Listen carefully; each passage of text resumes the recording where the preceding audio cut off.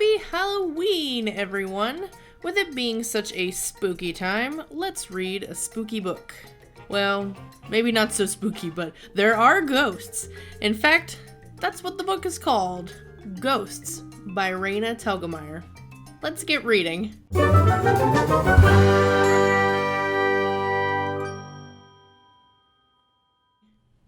Hello everyone, my name is Comic Maker, and since Halloween is here, I thought it would be a good opportunity to grab a couple spooky books off of the shelf. So I picked 3 books that fit the theme and had my patrons vote. For this graphic novel review, my patrons chose Ghosts by Raina Telgemeier and published by Scholastic. Now, some of my younger friends may recognize the art style or have probably even read this book. Raina has a series of great graphic novels that are super popular, like Smile and Sisters, and her stories are always a super fun read. Ghosts is another wonderful addition to her list of lovely creations, and I am super excited to talk about it today. Ghosts is about Katrina, or Kat, and her family who moved to Northern California because Katrina's younger sister Maya has cystic fibrosis, which is a disease that affects the lungs and digestive system. Because of Maya's condition, living by the cool, windy seaside will be beneficial for her. Katrina hates living in Bahia de la Luna. She is away from her friends, it's cold and windy, and all the people there believe in ghosts. Maya, her sister, wants to meet them and learn more about them, but Katrina wants nothing to do with all of that. Adjusting to new surroundings is hard enough, but adding ghosts on top of all that is way too much. Dia de los Muertos, or the Day of the Dead, is approaching, and Katrina may just have to face her fears.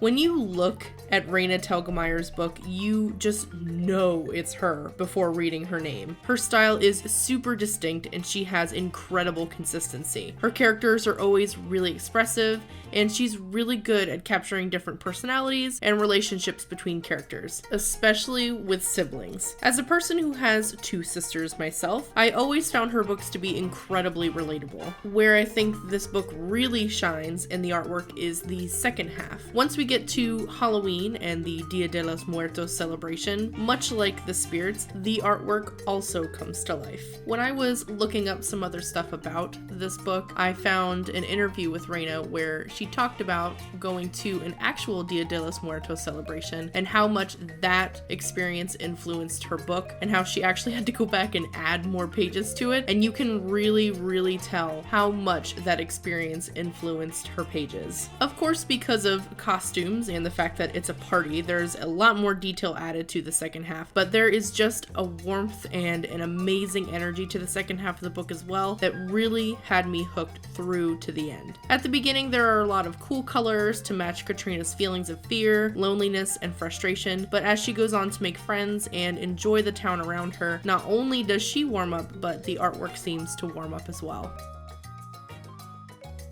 Oh, you know what time it is. It's spoiler time.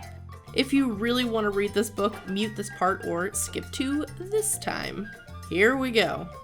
There is some heavy topics in this story that could only be talked about through spoilers. Katrina's younger sister, Maya, has cystic fibrosis, which is a non-curable disease. People with this disease have a shorter lifespan, and there's no known cure for it at this time. These fears are faced head on in this story, and that itself can be very scary. In this book, the town doesn't just wonder if there are ghosts, because the ghosts are very real and people actually see them. This freaks Katrina out as she has to face her own mortality and the mortality of her little sister, who could really harm herself by overexerting her body. It is a real reality for them, and even results in Maya having to stay in a hospital and use a breathing tube during the course of the book. Amazingly, Kat's sister Maya is incredibly brave and wants to meet the ghosts to talk to them about death, because for her, it is very possible for it to happen to her sooner than it would for others. And while Kat wants to be a good sister and protector, this is something that she can't do anything about, and you can see through the story how much this affects her. What's amazing to me about a lot of kids comics these days is the ability to be able to talk about things like this with kids. In the end, Katrina does get to meet ghosts and see firsthand the relationships and love that the townspeople have with those that they have lost, and how you can still have those feelings after you pass on, just that it's different. I found that it really hit my own anxieties and fears and had me thinking deeply after my first read through. While we all have to face that fear one day, who we love and how we live will be a huge part of our lives now and after, and we have to make sure that we appreciate those we have with us while we still do. For this drawing, I wanted to capture a moment with the sisters kind of in the aftermath of the story. Maya has to be careful overexerting herself, and I thought it would be really nice that after having faced her fears that Katrina would be the one to lead her sister out into the festivities. I have to say that I love the relationship between Maya and Kat in this book. Instead of just knowing that they are sisters through text, I really felt that they were sisters. Kat cares a lot about her younger sister Maya, but you can also see that sometimes the responsibility of having a sister who's sick can take its toll. I thought that it was rendered amazingly in this story. There's also a lot about breath, whether it's with the ghosts, Maya's lungs, or the wind, so I thought with embracing it all that it would be interesting to have the wind kind of envelop them or wrap around them. Now, would I recommend this book?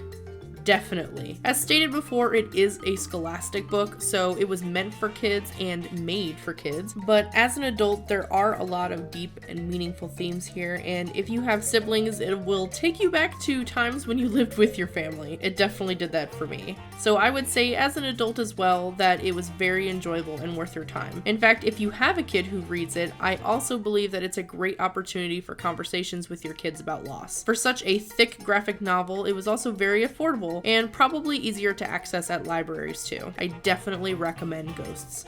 Well, that's it for me this week, guys. If you participate in it, I hope that you have a wonderful Halloween, and if you celebrate Dia de los Muertos, give some love to your familia for me. As always, videos like this are possible because of my amazing patrons and people like you who comment and share my videos. If you're new and want to see more graphic novel reviews, I'll leave a playlist in the iCard here where you can watch them. But as Comic Maker, I didn't even get to be in this episode.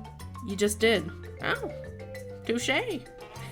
Anyway, thank you all so much for stopping by, and I hope that we could draw together again soon. Bye, guys.